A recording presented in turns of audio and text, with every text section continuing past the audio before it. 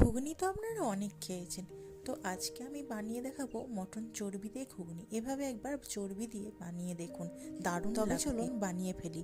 প্রথমে কড়াই গরম করে নিয়ে তাতে পরিমাণ মতো সর্ষের তেল দিয়ে দিলাম। এবার এতে কটা চেরা কাঁচা লঙ্কা দিয়ে দিতে হবে, আপনারা যে যেমন ঝাল খান সেই অনুযায়ী দিয়ে দেবেন। আমি এখানে 4-5টা দিয়ে দিয়েছি।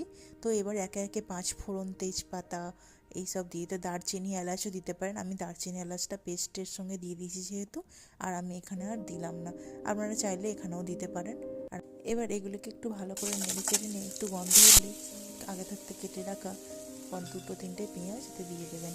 এবার এই পেঁয়াজগুলোকে একটু নাড়তে থাকুন যতক্ষণ না লাল রঙ আসছে। এই লাল রঙ আসার জন্য একটুখানি চিনি দিয়ে দিতে পারেন। চিনি দিলে তাড়াতাড়ি কালারটা চলে আসে, তাই একটুখানি চিনি আমি এতে দিয়ে দিলাম। দিয়ে ভালো করে নাড়তে থাকলাম যতক্ষণ না কালারটা আসছে। এতে ভালোভাবে কালার এসে যাওয়ার পরে এতে আমি এবার আগে থাকতে বেটে রাখা